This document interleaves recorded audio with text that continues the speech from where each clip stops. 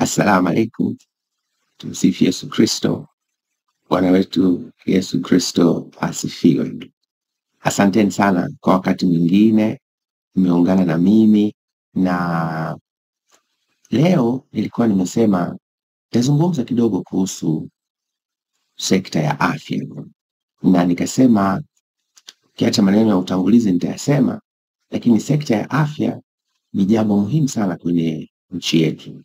Lakini serikali hii inayoongozwa na Mama Samia kwa kweli haijawekeza vya kutosha, na haimaanishi kwenda kufanya mageuzi makubwa ya kutoa afya bora kwa watu wetu wa Tanzania. Na nitawaeleza na nitawaonyesha kwa ushahidi.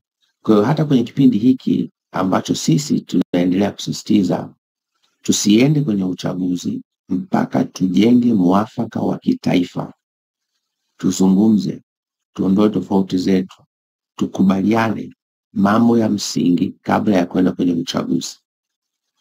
Hiki ambacho Mama Samia anaendelea kufanya, mimi ukiniuliza nitasema ni maigizo, ni kiini macho, si kampeni. Anafanya mikutano ya hadhara, na kama yeye inampa amani ya moyo, ninamwombea kwa Mungu sana ili ampatie moyo wa nyama kuweza kuona anachokifanya ni kubagaza, kubananga watu wetu wa Tanzania ambao kwao yeye amepata dhamana ya kuongoza mpaka hivi leo. Rai yangu, na ninamsihi sana ajirudi, wala hajachelewa, alilete taifa pamoja, tuzungumze kabla ya kwenda kwenye uchaguzi. Akiendelea kushupaza shingo, na sisi tutaendelea kusisitiza kwa kumtanguliza Mungu mbele na kueleza umma wa Tanzania ujue tunafanywa maigizo na tusikubali. Mimi sikubali. Sishiriki kwenye huu unaoitwa uchaguzi hata kidogo. Sitapiga kura hata kidogo. Sitajitokeza kupiga kura hata kidogo kama ataendelea hivi. Na sisi Mungu wetu hachelewi wala hawai, atatenda kwa hakika. Sasa nilisema nianze na mambo mawili. La kwanza, nimetafakari nikasema mimi Mungu amenipendelea, na wakuu wetu wakaniona, wakanipa dhamana nyingi ndani ya muda mfupi. Katika watu wachache wamependelewa katika nchi yetu, mimi ni mmoja wao. Na nimehudumu mahali pengi kwa haraka sana. Nimpanda kutoka huko na huko na huko mpaka nilipofika. Nimefanya kazi serikalini, ngazi za msingi huku mawilayani. Nimeona maisha ya watu wetu. Nikatoka hapo kabla nikafanya kazi kitaifa, kamishna wa tume ya katiba. Toka hapo nikafanya kazi kama mtaalamu kwenye Chama cha Mapinduzi.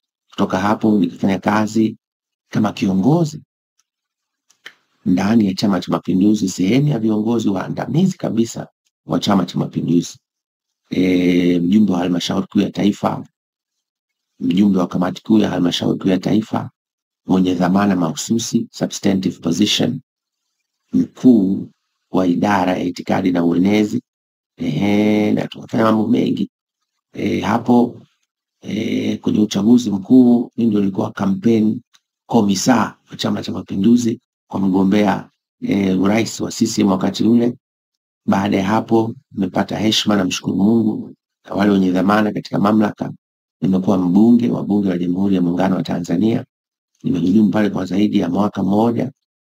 Nimekuwa mwenyekiti wa kamati kubwa katika bunge la Jamhuri ya Muungano, na hivyo kunifanya kuwa sehemu ya kamati ya uongozi ya bunge.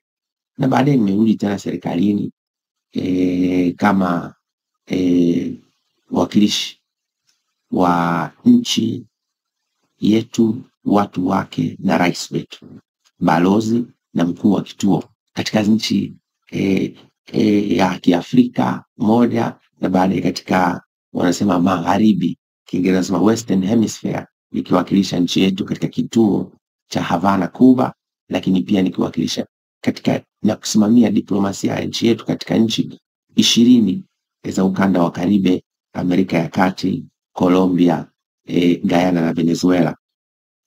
Nasema hivi, baada ya kuona mambo nimeona hayaendi na maslahi yote yamekuja na kazi hiyo, roho yangu ikaniambia polepole utakuwa unatenda dhambi ya kutokutimiza wajibu.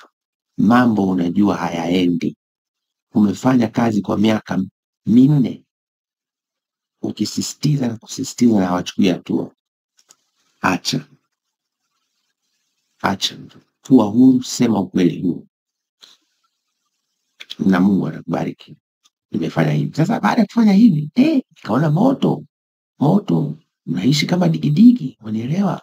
Nuka kila siku. Nikajiuliza, kama mimi ambaye ni mwenzenu, nimependelewa, nimepelekwa juu sana, nilipojiuzuru na maarifa yote ninayo kichwani na ndani ya moyo wangu, nimelazimika kuishi kama digidigi kwenye nchi yangu, kwenye nchi yetu, Jamhuri ya Muungano wa Tanzania. Najiuliza, vipi kwa mwananchi wa kawaida atakayethubutu kusema kweli? Kwa sababu mimi mzito, nimesema kweli, nimeona mtiti, lakini kwa sababu ni mzito ndio maana ninaendelea kusema mpaka leo. Na ni ngumu, wanahangaika kunitafuta kila pahala, lakini kwa sababu na mimi ni mzito na ninamtegemea Mungu na mbinu za kibinadamu ninazo, ndio maana bado tunahangaishana. Lakini najiwazia kwa huzuni kubwa, dada yangu alimnyakua hivi. Vipi mtu mwingine mdhaifu, asiye na nguvu, mnyonge kama dada yangu? A truck doesn't just carry cargo. It carries trust. It moves lives. Na hapa ndio nitakuja kusema, nimepata taarifa nyingi sana kuhusu habari ya utekaji. Hili tatizo ni kubwa sana katika nchi yetu, sio kwa watu wazima, sio kwa wanaharakati, sio kwa wanasiasa, ni kwa watoto wadogo pia. Kwa maana hiyo halikubaliki. Kwa nikasema tunapokuwepo katika kipindi hiki kabla ya kwenda kwenye uchaguzi, ni lazima tuweke mwafaka wa kitaifa wa pamoja, kwamba kuna mambo hatutaki kuyasikia tena katika nchi yetu. Tukubaliane, kisha ndio tunasonga mbele. Kinyume na hapo, hakuna uchaguzi. Wacha hawa waendelee kufanya mikutano ya hadhara, wajifurahishe kwa mikutano ya hadhara, lakini hapa hakuna uchaguzi mpaka tuweke mustakabali sawa wa nchi yetu kwa kuwaleta wote. Na ni hadaa na uongo wa kiwango cha juu kusema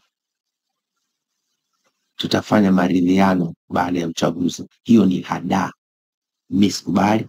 Na Watanzania wote na mnaoipenda nchi yetu, msikubali hadaa hii. Na hivi karibuni nitaanza kuwaeleza tusiwape ushirikiano kwenye hiki wanachokiita kampeni na mikutano yao ya hadhara. Tusiwape.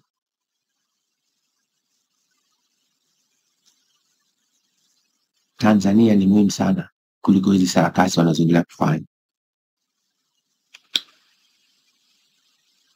Unajua, nimezungumza na wajumbe wa kamati kuu ya halmashauri kuu ya taifa wawili hivi karibuni, wawili,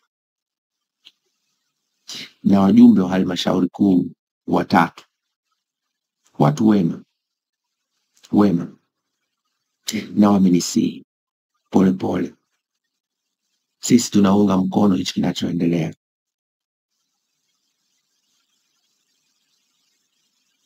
Hatukubaliani na kinachofanyika. Na jambo moja wamenijulisha, na mimi nimejiridhisha, ni mtafiti. Nimeongea na wote 5, 2 kutoka kamati kuu na 3 kutoka halmashauri kuu.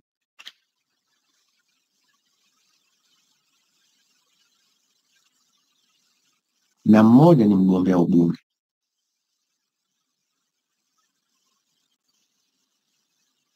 Wamesema baada ya kelele hapa katikati ya kwamba chama kimetekwa na mtandao, Mzee Kikwete ni mtandao, Rostam ni mtandao, Emmanuel Nchimbi ni mtandao, na wenzao wengi ni mtandao, na vijana wao kazi yao ni kubagaza, kubananga watu wetu, rasilimali za nchi yetu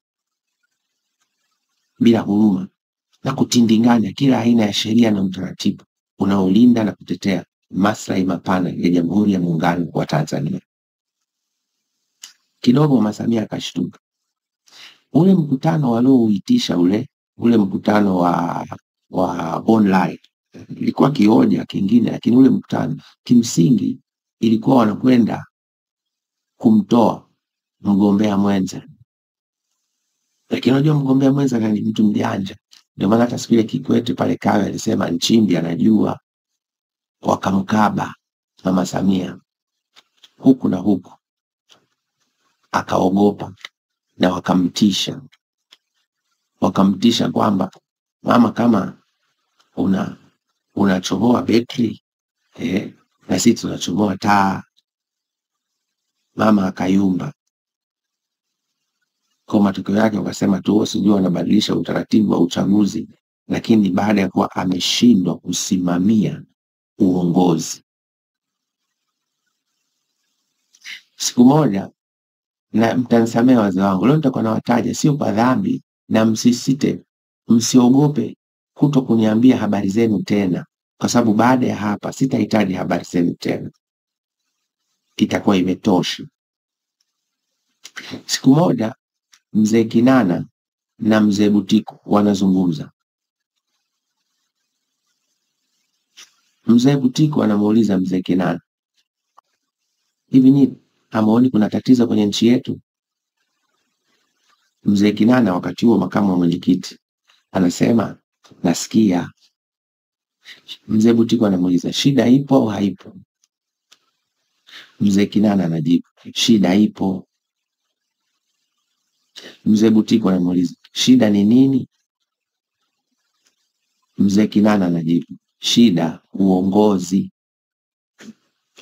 Na hapa ndipo nataka niwaambie shida yetu ya Tanzania ni leadership, ni uongozi. Tumekosa uongozi wenye kuweza kufanya uamuzi unaolinda maslahi mapana ya nchi yetu. Tunauzwa sasa.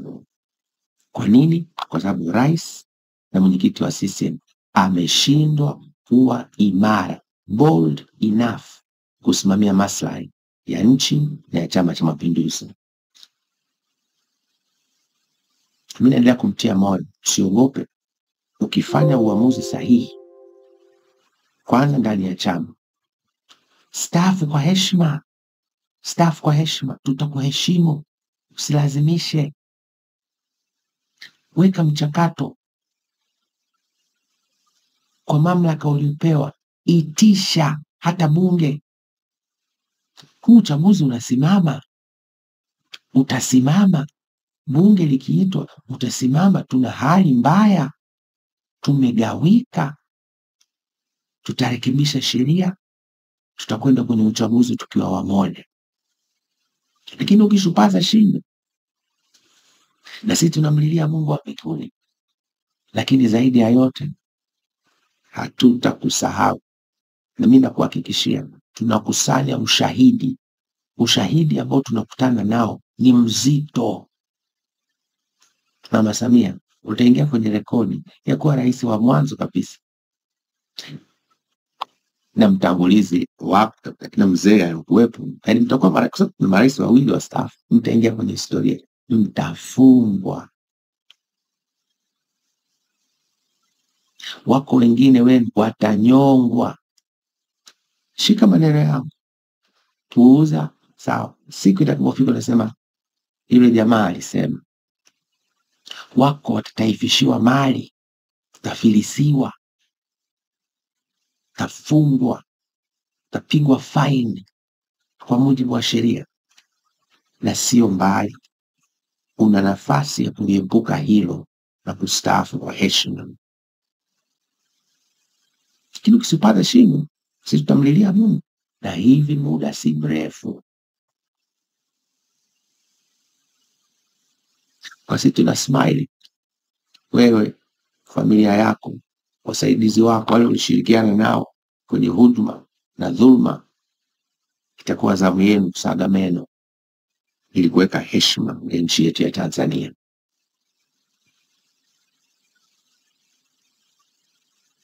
Baada ya kusema haya,